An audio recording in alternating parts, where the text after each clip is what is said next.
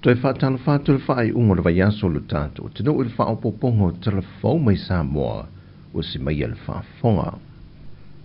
E leo se mata au poe maa le whaamasinonga. Le toi tauli mai ina e le whaamasinonga. E ala i le fionga le tamai tai whaamasino le whaamasinonga mawalunga. E ania vā mata tuatanga loa. Se mata au putau sa wanga mata ngā ua matua mata utia tele. Wa whaafad pui nei nei se tama i le lua se fulma le lua tau sanga le umi. Wa toe vala au ele fionga ya mata tuatanga loa. I le mamalo le atunu e maise lava i a inga po o mātua. Ina ia sila totoa ia i le pui ngā o alo mawhanau teine. Whaapea foi iti nā maisa wanga. E leo mawhai on talia ina le fionga ya mata tuatanga loa.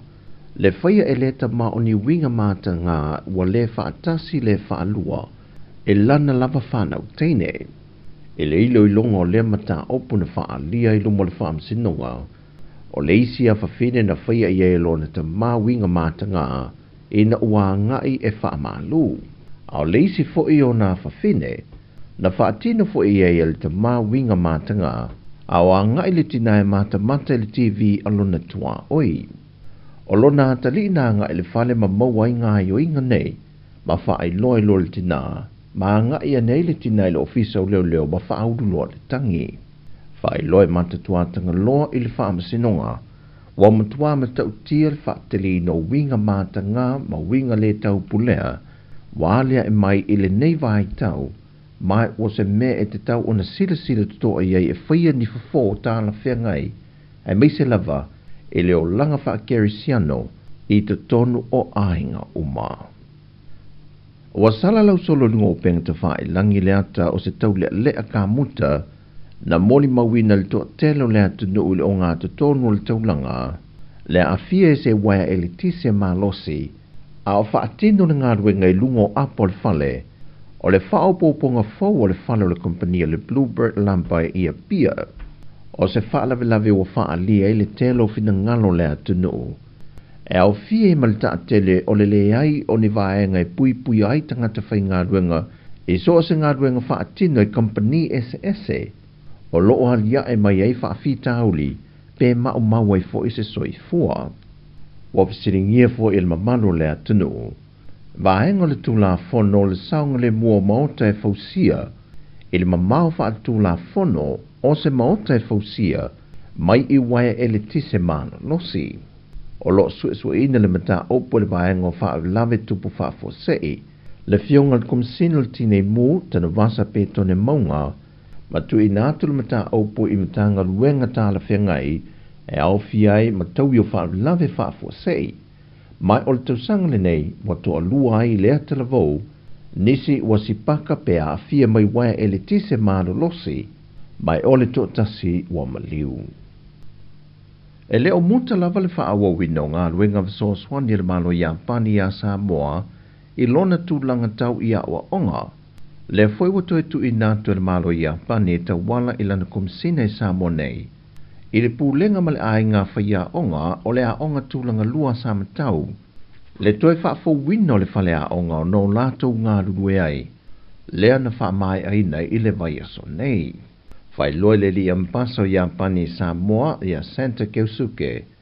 O le amatanga o le tausanga le nei. O le amatanga o le masino o kuso le tausanga le nei.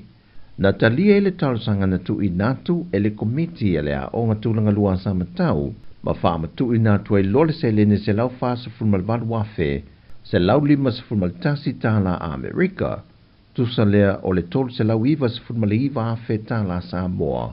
E wha tino i le ngā ruenga lea ua mahea.